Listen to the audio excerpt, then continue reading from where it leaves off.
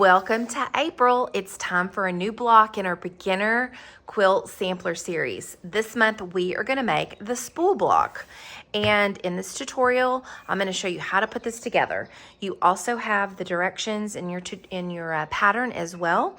If you're finding this video later and you're not part of this sampler series for the whole year, this full pattern will be available for purchase in January of 2026. So let's get started and make our April block, the spool.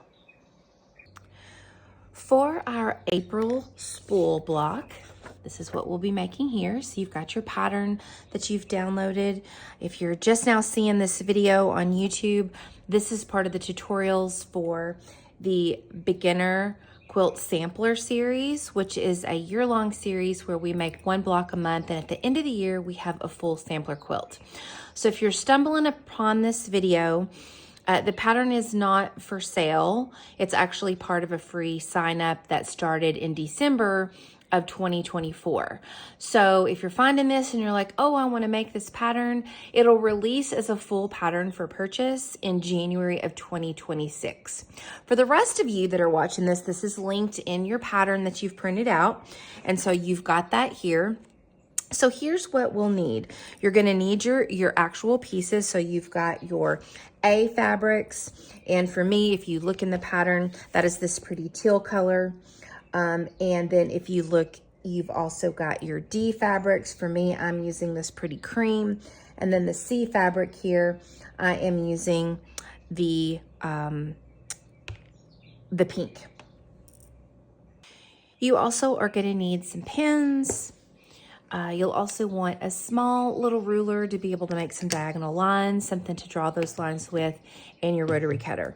Now I've already cut my pieces out, so hopefully you've already put yours on and you can follow along if you're a visual learner on how we assemble this block. You also have the graphic directions as well. This is just kind of a little extra something for those of you that really kind of need to watch. I know I'm a visual learner, so it's helpful for me too. Okay, so there's one little area that's slightly tricky, and that's when we're lining up our seams to put all three rows together. I'm going to show you kind of how to do that. So if you are struggling just a little bit with that, with lining up those seams, since we're doing the stitch and flip method, which you'll notice in your pattern is referenced with the acronym SNF, so that is stitch and flip, the abbreviation there. It's easier than making a bunch of half square triangles. And so for beginners, it's a lot easier to do that. So that's why in this pattern, we do that whenever we can and make that easy that way. So this is a fun block. It represents the spool, the thread spool in the quilting world. And it's a very common block to make. And it's pretty easy when we do it this way. So the first thing that you're going to do, we're going to put our A fabrics aside, and we're going to get our C and our D fabrics. So for the first unit, we're going to need 2 of our D units. And for those of you wondering about these little clips, these are my jumbo alphabet clips, and I also have jumbo number clips. You can find those on my website for sale. And if you're a quilt shop person, you can get these from any of the 4 distributors if you want to sell them in your shop, but I'll link it for you below so you'll be able to get those if you're interested in those. A lot of people ask me about them. Okay, and then we've got our C. So the first thing we're going to do is you're going to lay your C fabric on top of your D fabric. And what we're making is really that middle section of the spool right now. We're going to sew a 1/4 inch all the way down the edge here. And then you're going to open it up and we're going to press towards the C. And then once we do that, we're going to actually stitch on the other D square to the other side. So let's go to the sewing machine and do that. Now we're placing these right sides together. For me, I am using solids, and so it doesn't really matter. You can't really tell the difference, but we're just going to line those up. And if you're wondering, oh, about this gap in the back, I just got a new arrow sewing table. This is the Sydney, and we just got it put together yesterday. So I have got to wait 3 weeks for my insert to come in. It's an acrylic insert. So for now, I'm using the extension table that came with my Juki. This is a new Juki that I got. It's a computerized one. So if you've watched my other videos in the past, you're used to seeing me use the TL series, which is a straight stitch.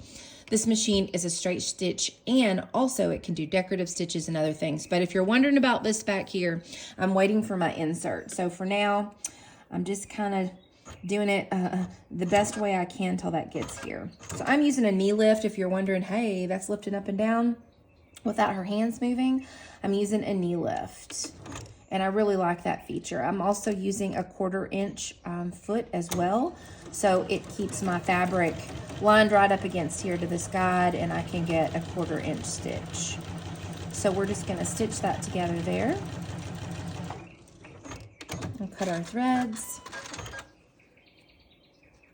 And that's what we've got. And now we're gonna take our other D fabric and we're gonna stitch that right sides together to the end of our pink piece there. Just gonna put that down. We're gonna sew a 1/4 inch all the way down.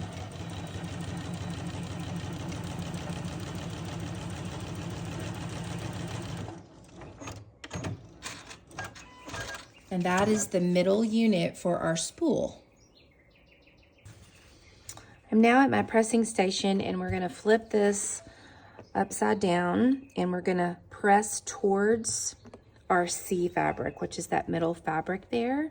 So I just turn mine around, press them on the back, flip it over, and give it a good press on both sides, just to make sure we don't have any fabric caught up here in the seam. So make sure you press that really well. Okay, we've got our middle unit made for our spool. Now we're gonna set this aside. I've got a little bit of starch on there. We're gonna set this aside, and now you're gonna grab your A unit, and you've got 4 D squares left. And you can do all of this at once. I like to go ahead and get everything pinned all at the same time so that when I take this over to my sewing station, I can just sew all at once. I'm gonna show you how to stitch one of them because you're gonna do the exact same thing for the bottom part of the spool. So I'll show you one and you'll just do the same thing again. That's why step 5 in the pattern says to repeat steps 3 through 4 to make the second unit. So I'll put these 2 here and these 2 here. And what you're gonna do is just go ahead and lay both of those squares. Again, this is the stitch and flip method. And the nice thing about this method is whenever you do this, you actually end up with triangles. I'll show you an example when I was doing a test block. We're gonna end up cutting off the edges of these in a bit, and you're gonna have all of these little units left. You actually can stitch all the way down here, and you end up with half square triangles that you can use for some other kind of patchwork make that you might wanna do. All right, we're gonna lay these on here. And if you look at the diagram, now you're going to take your ruler and you're gonna draw a diagonal line, and make sure you just double check the visual to make sure you draw the diagonal line the right way. I like to start in the middle and go that direction, start in the middle and go this direction. It keeps the fabric from bunching up when you do that. And then we will pin on either side of that drawn line to keep that in place. And then we'll do the same thing on this one. Line our ruler up. And we'll draw a diagonal line down the middle here, and then we will pin again. Now, you're gonna go ahead and do the same thing for that unit up here, and I won't demonstrate that again, but do that also again for this one. You'll put both of these here, and you're gonna draw your diagonal line the same way. And it doesn't matter because this will be flipped around to be, one will be the top, one will be the bottom of your spool. So go ahead and do that for this one also. Okay, so we've got both of our units pinned here. Now we're gonna go over to the sewing machine, and you're literally gonna stitch on each of your diagonal lines. So each of these, we're gonna stitch all the way down on all 4 of these, of each of these 2 units. Now I'm gonna go ahead and take off this 1/4 inch patchwork foot. And this is also a dual feed. It's called a smart feed system for this machine. This is the DX4000 for those of you wondering. I just got it about 3 weeks ago. So what happens is you pull that dual feed down in the back, and it feeds it through evenly, which is super nice. So I'll just take that off. And so we're gonna lower the presser foot here, and we're just gonna stitch on the diagonal line all the way down, and we're gonna do that on all of these lines that we've drawn. So we'll stitch all the way down. And I could have actually chain pieced. I could have actually laid this one right here if I wanted and just kept stitching this way, which is what I should have done. But I want to show you what we'll be doing. So when we take these pins out, you're actually going to cut a 1/4 inch away from your sewn line. So you'll measure a 1/4 inch, and we're going to be cutting off these corners of these units here. So go ahead and stitch your line on all of your units. Okay, so we've got those stitched. Now what we're going to do is we're going to use our ruler. So I am using a Creative Grids ruler. It's got grippy on the back so it doesn't slip. And you can see where it shows there's a 1/4 inch. I'm going to line that up here on the sewn line, and I'm going to cut a 1/4 inch away from the sewn line. So you see all those little triangles? If you sew those together, you'll have half square triangles you could use for something else if you don't want to waste your fabric. So we're going to cut those off. That's what that's going to look like. We'll do the same thing for this one as well. And then we're going to take these to our pressing station, and we're going to press these open so that we can get ready to sew all 3 of these rows together. So you're going to set your seam on each one. You'll press them open gently. Now, for those of you that are fairly new to quilting, pressing means you press your iron and you don't go back and forth really hard. It'll warp your fabric if you're new to this. And just gently press that open, because this is cut on the bias. It can warp kind of easily. We're going to do the same thing with this one. Press both of these open. I am normally a starch girl, but I just got this new Nova Dawn wool pressing mat. The company sent it to me, and I've used a wool pressing mat since basically my beginning of my sewing. And they let me know that actually it's best not to use starch on these mats. I did not know that. So I've actually not been using starch on this one, and it's worked out just fine. When I need to, I have another one over here by my sewing machine. So there we go. So here is our 2 units. Okay, so now we're going to take the bottom of the spool here, and then we've got our 3-patch middle unit. Now you're going to flip this upside down, and you're going to put it on top. Now here's where you just need to pay attention. You need to, and you can measure this, or you can eyeball it. It's up to you. But these seams are a little different. So it's a trapezoid, if you can see kind of the way these are cut.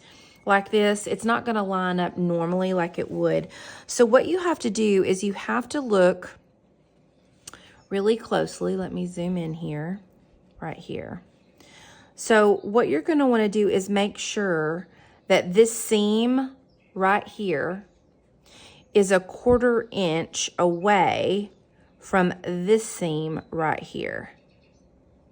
So a 1/4 inch, and then we're going to pin it in place there.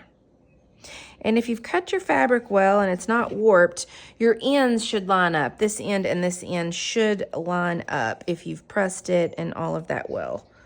And then we're gonna take this one and make sure that this seam here is a 1/4 inch away from the seam back here. Back there. So you see where that one is? Back here in the blue one. And then here's the pink. So make sure it's a 1/4 inch away. And then we're going to pin that as well in place. So that makes it just a little bit different here. And if you want, you can pin your ends of yours as well to keep it together and keep it kind of lined up. It's completely up to you. I'll go ahead and do that on this one too, kind of keep it all together. And then we're going to sew a 1/4 inch all the way down. Okay, so we've sewn our 1/4 inch all the way down, and then we're gonna take this to our pressing station, and we're going to press towards the center unit right here. Now that it's pressed, we're gonna do the same thing. We're gonna take the top part of our spool here and flip this right sides together, and we're gonna do the same thing. You're gonna look and make sure that this seam here, let me get it to where you can see, is a 1/4 inch from the end of this seam, the pink back here, to the end here is a 1/4 inch. And we're gonna pin that in place. And then let's double check it over here. And it should line up if we've cut our fabric correctly. We'll do the same thing there. And you can measure it if you want, or if you're kind of used to it, you can eyeball it. Let's see there. It's about a 1/4 inch there. So we're going to pin that in place there. And again, if you want, you also can pin the very ends here. And every so often, sometimes we can kind of stretch our fabric a little bit. I'm not a perfectionist anymore. I say I'm a recovering perfectionist, so I don't mind stretching a little bit if we have to, but there we go. We've got that all pinned there. And so you can see just a little bit. You see that gap there? That means I'm gonna have to stretch a little bit when I'm going through the sewing machine, because I was probably off just a little bit. I might have accidentally sewn a little bit more of a scant rather than a 1/4 inch. So I'll just stretch that a little bit to make it flat, no problem. So we're gonna stitch a 1/4 inch all the way down here. Okay, so now we've sewn the top here. So we're gonna take it to the pressing station. We're gonna press a we're going to set our seam, and then we're gonna press this towards your middle unit here. So we're actually gonna press it that direction. And there we go. You have made your April spool block. So I hope you're enjoying month 4 as we go along and make a different kind of beginner quilt block each month.